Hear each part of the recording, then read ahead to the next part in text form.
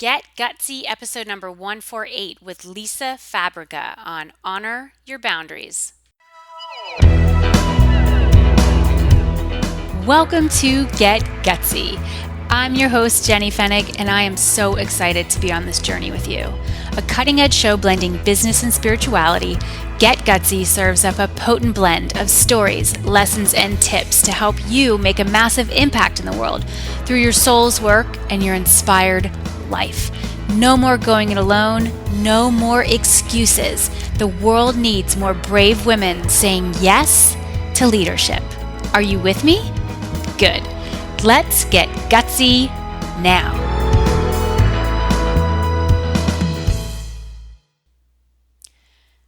Hey, hey, hey. It's time to hang out. Gutsy souls. Y'all are my gutsy leaders of wisdom out there, aren't you? And today I have a woman I've been wanting to have on the show for quite some time. Her name is Lisa Fabrega. You may know of her. She is awesome. I love her writing. I love her energy, what she puts out there. She's bold, she's courageous, and you're going to get a little flavor and kind of front row seat at our conversation. We're talking about boundaries. Boundaries. Speaking of boundaries, I'm creating this, even though this episode will go live when I return from my trip to Cali and Mexico. I'm creating this before because my boundary around exhaustion and trying to fit stuff in, I've learned. And so while I'd love to be able to tell you all about my trip during this episode, I'm going to record this before I even go so that I don't have to kind of crunch it in and stress out once I get back. I simply want to be present with my clients while I'm there and, share as it comes through me. But in terms of the podcast, I wanted to get this handled before I take off because I think it's important. I know it's important. I just think it is important to have healthy boundaries so that we don't get overwhelmed, exhausted, and drained while doing this work. And I will tell you that overwhelm, exhaustion, and feeling drained so easily can accompany what we're doing here. And I don't want that to be the case for you because that's just bullshit. Okay. So today we're talking about honoring your boundaries. Lisa is a pro at this. Her backstory is fascinating. She grew up in a dictatorship in Panama, eventually moved to the States, and super smart. Just, yeah. You're going to learn more about that, what she studied in school, and her career path took her to acting school. And then eventually she discovered the world of coaching, which complemented the work she was doing as an actor.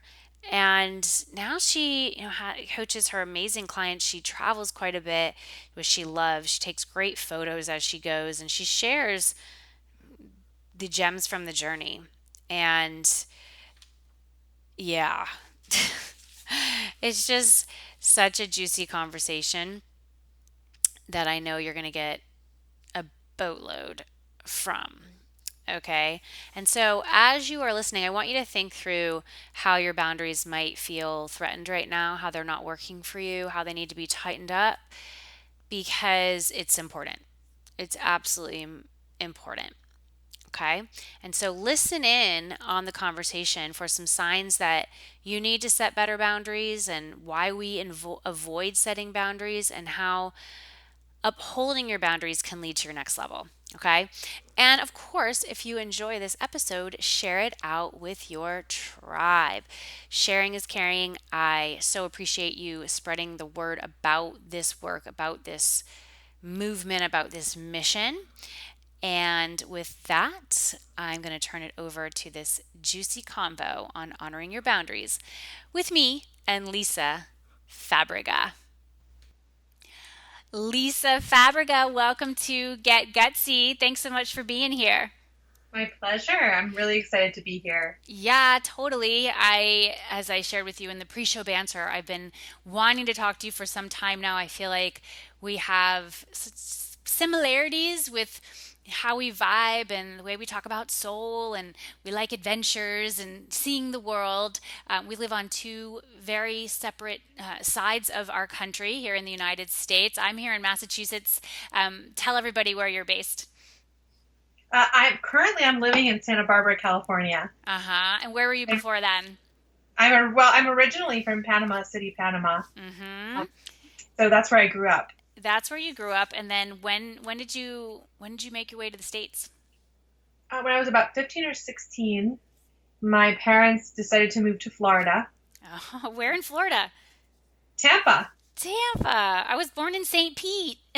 No way! Of I love St. course. Pete. Yeah, totally. Okay, so you moved to Tampa, and how was that? You were like a teenager hanging in Tampa from Panama. What was that transition like? Well, in some ways it wasn't rough because I had been visiting my American grandparents, my mom's parents, Hmm. twice a week every year. So I knew, I was fluent in English and I knew about American culture and the differences between that and Panamanian culture. But it was still very rough on many levels because, even though I knew American culture and I had visited a couple times a year, it's very different than living in it. Hmm. Um, and so it was very rough because, you're 15, you have all your friends, and you have to leave and make all new friends in high school. And we dealt with a couple of interesting things where I went to an all girls Catholic school, Hmm. and the nuns thought that because I was from a third world country that I wasn't going to be very educated. Mm. And so they put me a grade behind, but then I tested out of everything and had to take AP classes for everything because I was actually 3 years ahead in math and science. And so that was very interesting. But it was good. I mean, I've always been a person that likes to move between worlds, and I feel very comfortable in many cultures and many circumstances. So it was a good character builder. Hmm. Yeah, moving definitely will do that for you. I like what you said about moving between worlds. That's a nice descriptor. So, how long did you stay in Tampa? I was in Tampa all through high school, and then I went to college at Notre Dame in Indiana. Okay, that's a big change. So you went to Indiana, hanging with those Midwesterners. The Yeah, boys there are cute. there was lots of cute boys at my college. They were like Abercrombie models. I grew up, I was born in St. Pete, and then I lived in Georgia through elementary school outside of Atlanta. Then we moved to New Smyrna Beach, which I don't know if you've heard of that, but just south of Daytona Beach on the Uh-huh. eastern side of Florida. Went to college at the University of Florida, which is Ah, very commonplace for people who in Florida who go to college. And I had a friend of mine who went to college in Indiana, this guy, and he came down with his buddies like for their spring break, and my roommates and I like fell head over heels because we're like, "Woo, who are these Midwesterners? They really look like they're out of this Abercrombie ad." So was it kind of like that? College there? well, one thing that was really cool about my college is there was a lot of diversity. So there was actually there's a lot of international people Hmm. in Notre Dame. There's a lot of people from Panama there. Hmm. So there was a lot of cute boys from all over the world. Let's just put it that way. All right, cool. So you go to Notre Dame. What do you study? I majored in English. My area of specialty was poetry, and also I wrote a thesis on marginalized women's voices. Oh my gosh. And then I also started, just to please my parents, I started to get a degree in like computer applications, and I learned like JavaScript and all this super techie stuff. But I ended up just downgrading that to it was sort of like a adjunct to my BA Hmm. instead of being like a whole second degree. Hmm. Because my heart wasn't really in it. I was just doing it to please my parents. And Hmm. when we're this age, we're just kind of trying to navigate what we want versus what our parents expect of us. Hmm. So I'm actually grateful for it because I love computers and I'm very computer savvy, and it's helped me with my current business. Absolutely. So when you were in school, what did you think you were going to do for a career? I thought that I was going to be a writer. Hmm. I thought I was going to be a writer, and what's funny is I went to acting school when I graduated from college. I got an MFA in acting at Rutgers University, and I was an actor for many years in New York. and I really loved acting. I was a good actor. Um, and then I've always been writing since I was 6 years old. I've been writing. I've got journals and journals and journals.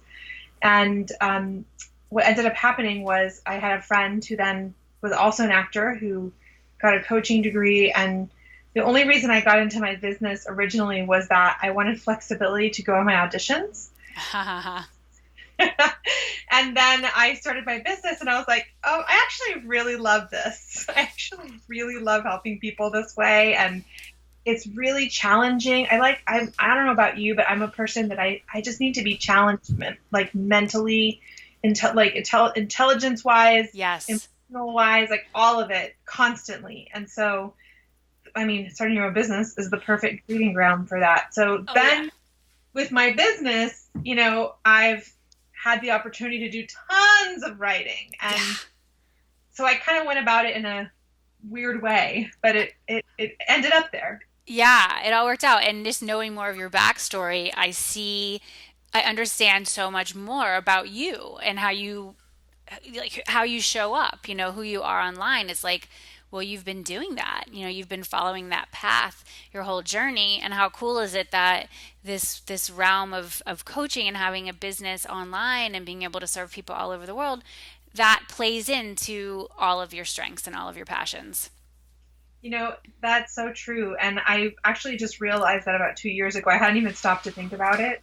And then two Right. years ago, I went, everything I've done up to this point, it was like divinely led because it all feeds into what I'm doing now. It all Absolutely. feeds into it. It's amazing. Yeah, and you couldn't have known that when you got started. Like, I just don't think that this No. industry really existed. Back then it was, yeah, it was funny because my first major in college was English. I was minoring in English, and I'm sorry, I was majoring in English and minoring in secondary education. I thought I would be a high school English teacher. I wanted to teach, and Mm. English was that was my strength. Writing, I loved to read. I got a 4 on the AP English test, which was like huge. I was very proud.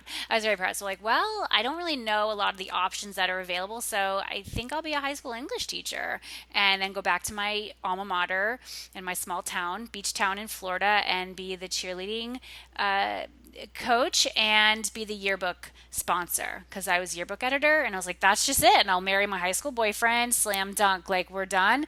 And life had a way of showing me that was not quite the plan. But it's interesting if we really follow these nudges and just keep taking that next right step and that next right step, and then being open to trying something new. So for you the coaching degree was really, well, that's going to give you some flexibility to go out on these auditions and help some people, and it seemed pretty cool. How soon into that did you know, oh, this is the thing and I'm going to let go of the acting? Like, what was that process? Or have you let go of the acting? Do you still do that? So I love acting and I would do acting any day, but what really always kind of got me down about that is just the politics of it, Mm-hmm. the world of acting, the people you had to deal with on a daily basis. There was a lot of sexism, a Yeah. lot of, because I was Latina and because I had dark hair, I was always put into particular roles Mm-hmm. that, there's a lot of weird things that you've got to do to get there that I just never felt comfortable with. And, it was very disheartening, and it was very focused on appearance at times and being super thin all the time. And I don't do well when someone tries to tell me to squeeze myself into a box. I've Right. never done well with that. And so I kind of it's interesting. I kind of just started fading out of it. And that's basically what happened. It wasn't like I decided this is not for me anymore. I just got more busy with my business, Yep. and I was loving my business, and I could create my own rules and do what I wanted to do and not have people telling me I had to look a certain way. Right.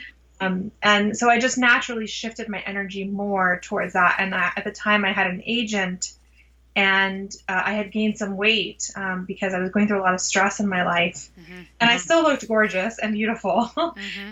And they were like, one of the agents was a little bitchy about it, and it just turned me off. Yeah. And so, yeah, it just kind of faded out. It wasn't like a set decision. If you invited me to go act on a movie today, I would go. I would love it. I love acting. Mm-hmm. I'm a good Yeah. actor.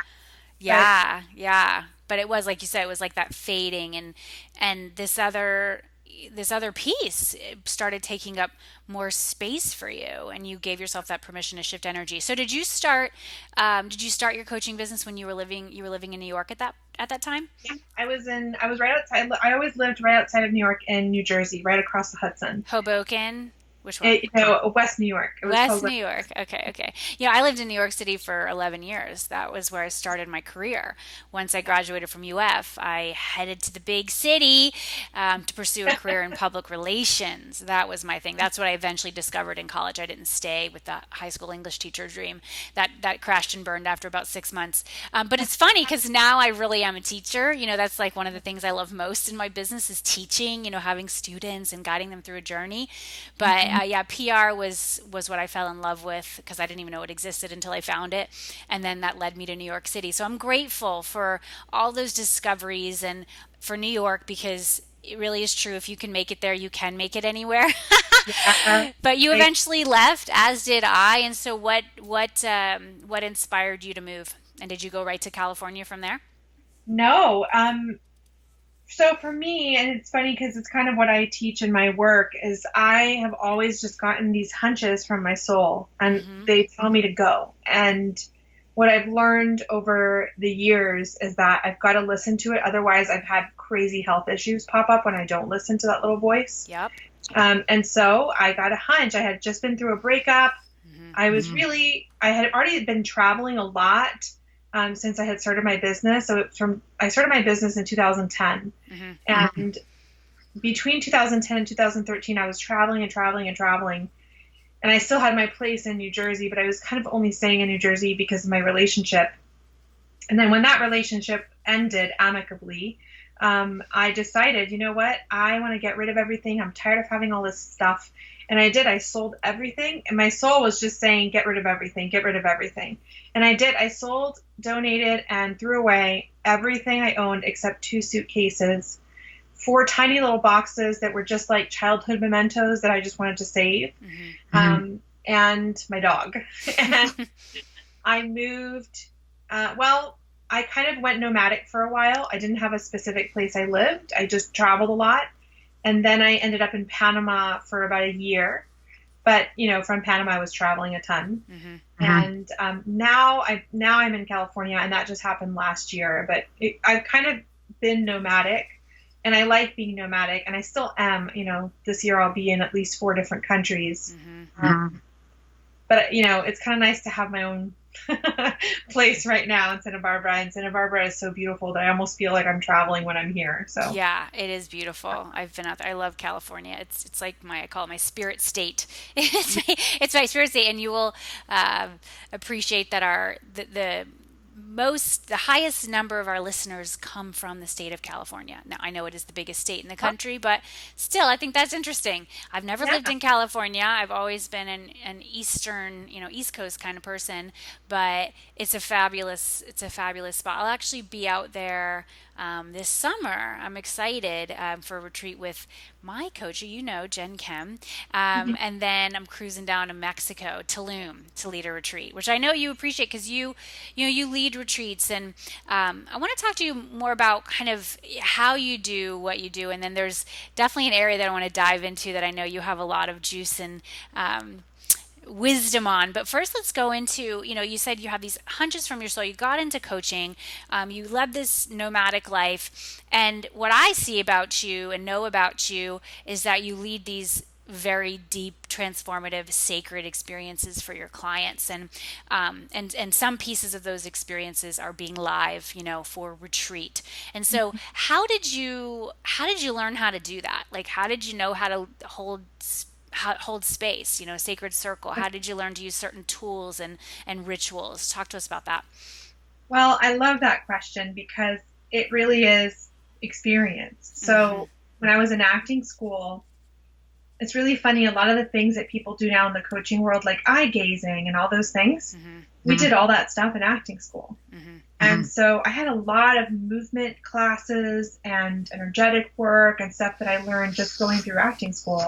So I had a lot of tools from there. So it just goes to show how everything you do in your life feeds into what you do. When I was a little girl, I was obsessed. My mother, who was always very Catholic and still is now, Mm-hmm. she went through a Buddhism phase for about a year. And I was just absorbing. I was a very voracious reader, and I literally would just read everything around me. I didn't care what it was, even if it was a manual, I would read it. Mm-hmm. And I started reading all of my mom's books. And as she was doing her own spiritual exploration, I was reading everything she was reading. I learned to meditate when I was 10 years old from that experience.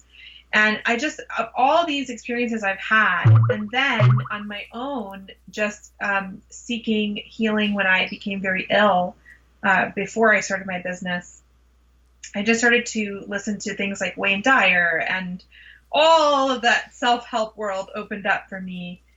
And then, in addition, I'm a very intuitive person and I channel. And so, very often, I'll even surprise myself because a tool will come in the middle of a session with a client, and I don't know where it came from, but I'm being told to use it, you Wow. know? Yeah, that's rad. So, yeah, it's an amalgamation. And then, of course, after, what I did at the beginning of my business versus what I do now, after you work with so many women in the course of 7 years, you start to develop your own method. You start to see what works. You start to see, what people are responding to. You start to notice patterns. I am a seer, and that means I'm a very high level pattern recognizer.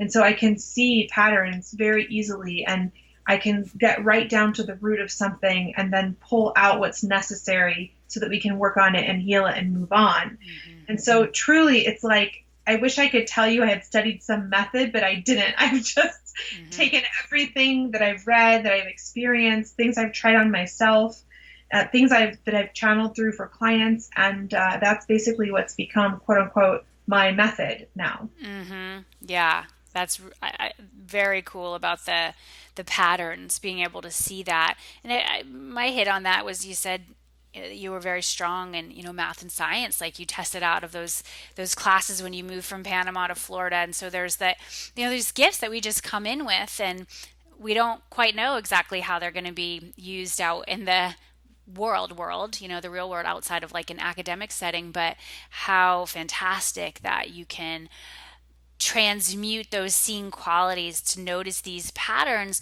because that's really the root of coaching, right? It's like we're looking for behaviors from our clients. We're looking for where they're holding themselves back. I know a lot of my people, they come in with high hopes, right? Like they're ready to go, and then they start hitting up against their stuff. And so the mark of that strong coach is that we see, here's your thing.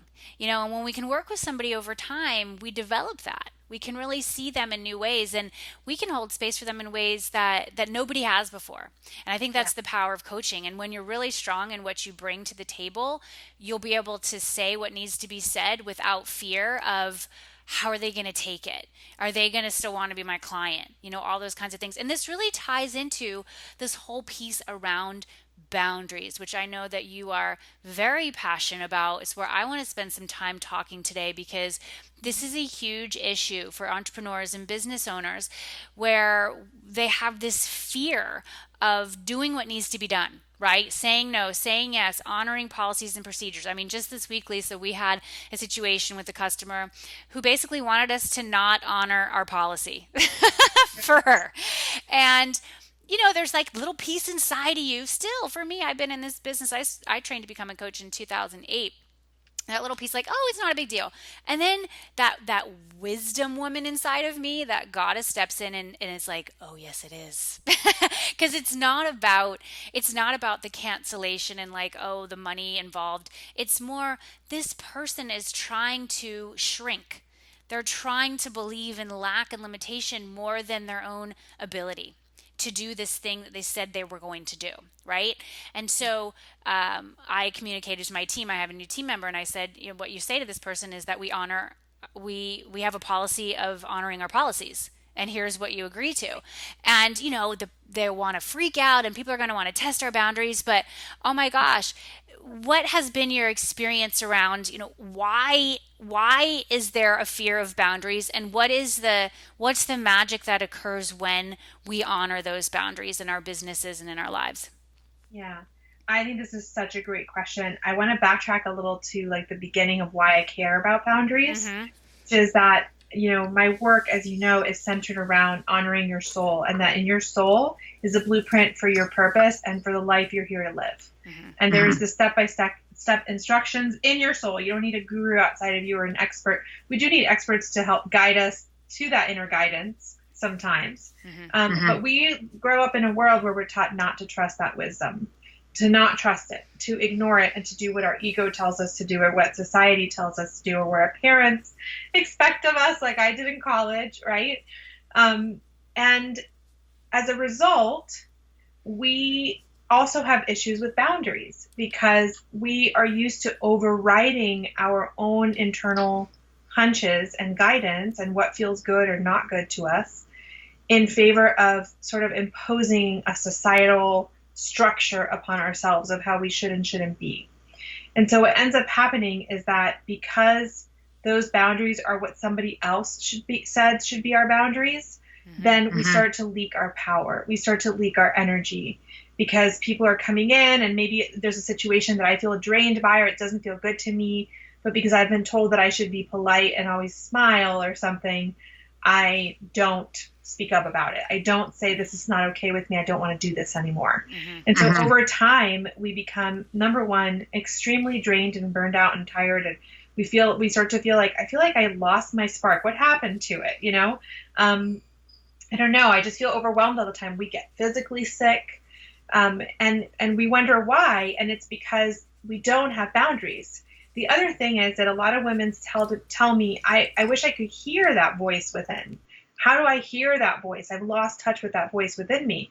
And it's partially because we don't get taught to have boundaries, because that little voice needs space and lots of love and time to speak to you. But if we're just like taking on everybody else's responsibilities and doing what we think we're supposed to be doing, we're basically falling into a model of society that says work, work, work, work, work, work, work all the time. And we're not stopping to pay attention to that voice. We're not setting boundaries so that we have a time to take a deep breath and hear what our heart wants us to do, what our soul wants us to do. Mm-hmm. So boundaries to me, boundaries are like one of the most important things that you can have in your life. And the reason we're afraid to set them is because we're afraid that we're not going to be loved. We're afraid that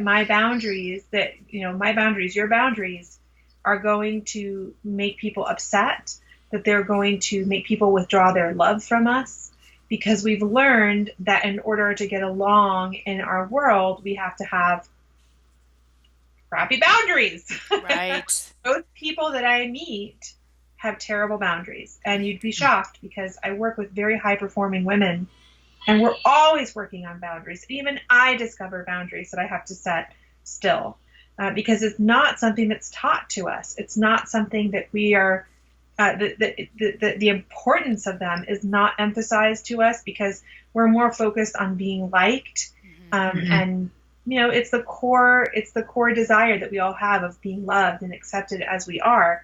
And unfortunately, when we take that to the extreme, we then start compromising on our own internal, emotional, spiritual, mental, and physical health so that we can receive that liking and that loving. Mm-hmm. So that's why we're afraid to set them. Yeah. And so how can our audience establish better boundaries and not feel bad? Not feel that guilt, not feel like, oh, I'm such a bitch because I said no to that, or I said I needed more time to consider that, or sometimes it's just, it can be even in a close relationship, like in a romantic relationship. Certain boundaries. I've had to do that with my husband.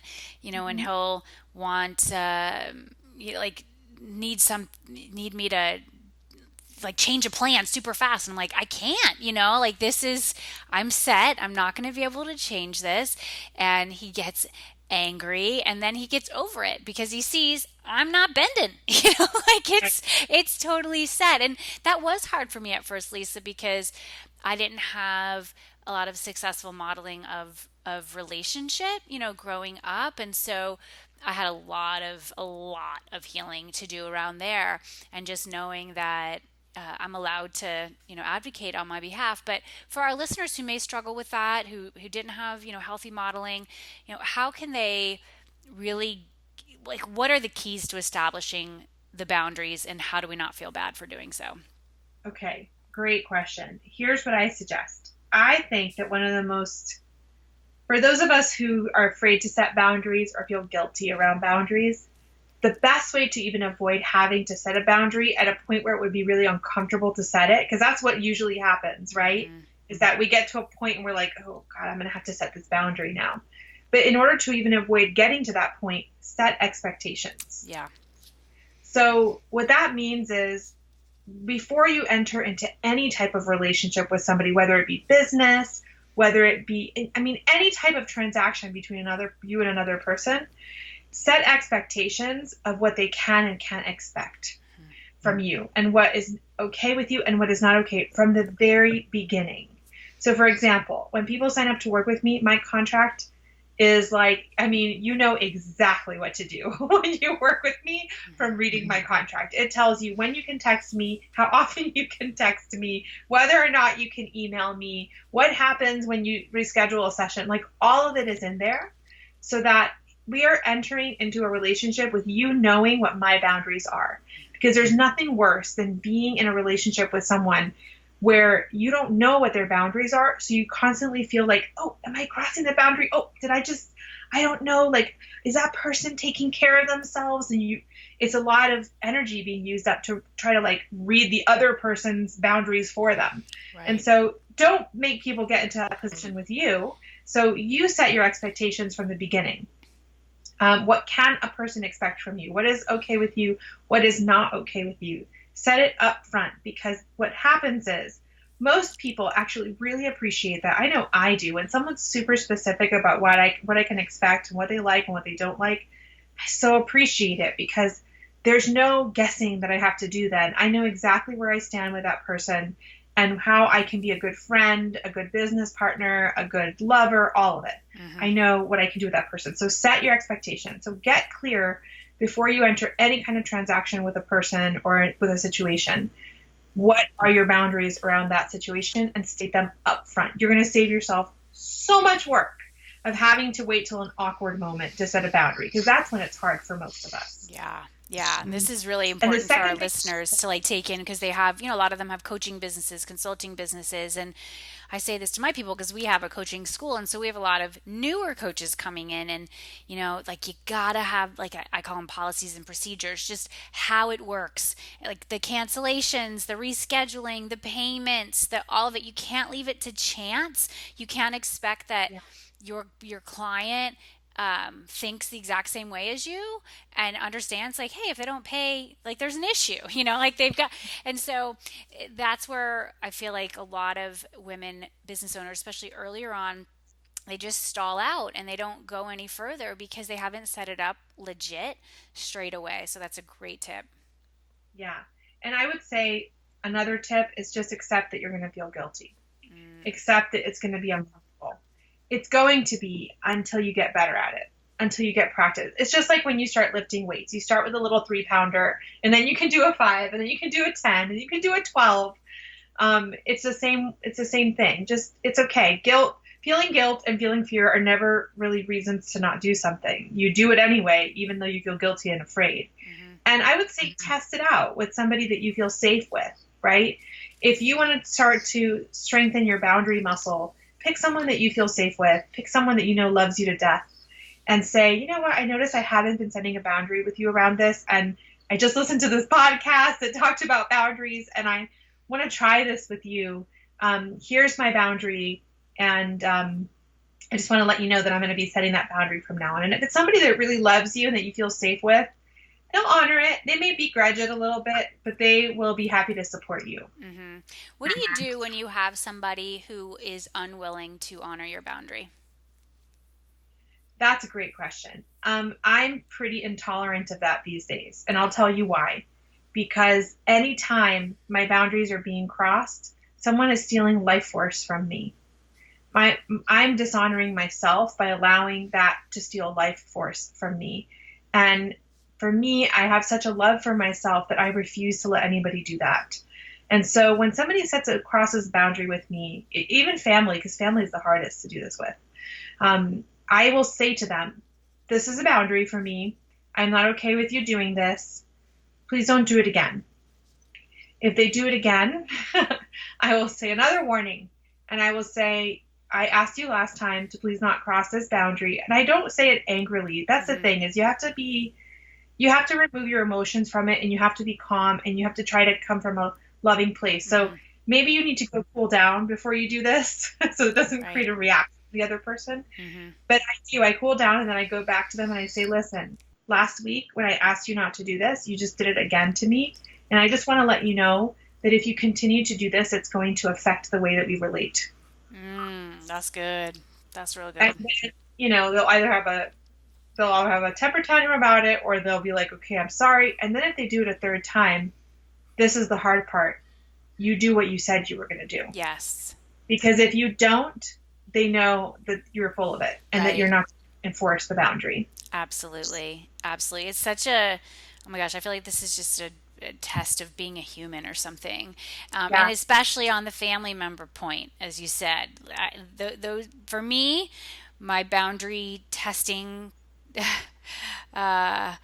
people have come in the form of family members. And Yeah. then certainly, friends, work associates, clients, it's all different categories, romantic partners down the line, but often it is those family members. They're the closest ones we've got, for the first several years of our lives. And I really have gone through so much growth myself when I learned that I could set a boundary with a family member. And that's something else that should be taught to kids, right? We don't know this, and so we grow up in these environments and we think something's wrong with us because we're feeling like something might be off, but we're not sure how to speak about it. And then we get to this point where we break free. I mean, this is my own journey, and that recognition that, oh wow, there is this thing called boundaries, and I'm allowed to like this stuff and then not like these other things, and I don't have to just lay down and take it. And that was a huge discovery for me. Like, how did you come into these lessons around boundaries? I think it was through being so drained and not feeling well and not understanding why, Mm-hmm. and then understanding it that it was that I had terrible boundaries with people, and I Mm-hmm. was just letting people come in and just suck all. And they don't always mean to, No, right? no, They don't mean to, but it's not their fault if you haven't told them that you're not okay with that. How can you expect them to read your mind? Um, exactly. so it just took getting very ill and not feeling well and just feeling always drained and like I was supporting 20,000 people all the time to Right. realize, okay, I have to do something about this because this is not sustainable. Yeah, It's not sustainable. absolutely. That word sustainable is one of my favorites. And I once your health gets compromised, like that's when it's just like, okay, enough. I ain't playing Well, this game anymore. yeah, and not just your health, but a lot of women come to me and they say like, I feel like I'm not as creative anymore, or I'm Mm, not coming up with any good ideas, or I'm feeling really unfulfilled in what I'm doing. And often it's because you have no boundaries and all of your life force is getting sucked out of you. And so how could you even have time to even or energy to even dedicate some to yourself to come up with your next creative idea, mm-hmm. right? Yeah. So also that if you're feeling stuck or muddled or confused or like you don't even know what your direction is anymore, maybe you should take a look at your boundaries. Yeah, very profound. I mean, we're entrepreneurs, and so our livelihoods and our soul's expression is rooted in us living honestly and making hard decisions and then sharing what comes through us. It's like it's just your imperative. It's essential, and I want our listeners to take that in. That, and I think that's why I like you so much, Lisa, is because we kind of we're in this space of online marketing. You and I understand marketing. I don't want to speak on your behalf, but what I see about you. And I've gone through periods where I'm like, I'm supposed to teach marketing and like, all of these ninja tricks. And I know a lot of it. I understand it. I've applied many of these techniques and strategies and tactics in my business. But really, like, really, what the teachings are connected to is self care and boundaries and honoring your soul and listening. For me, when I've gone on retreat or just taken exquisite care for myself, gone on vacation, just done things that have nothing on the surface to do with my business, right?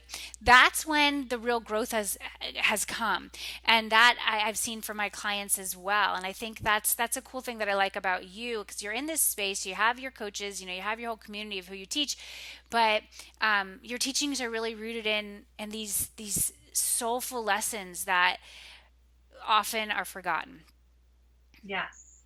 I think it's very easily forgotten in our world because it's very focused on like hustle and gold and drive to the end result. And um, there's a certain point where, yes, that works. I mean, we all have to do that when we have our businesses, especially in the beginning. We really have to work hard to get it off the ground. And there's never going to be, you can never replace that muscle, right? Mm-hmm.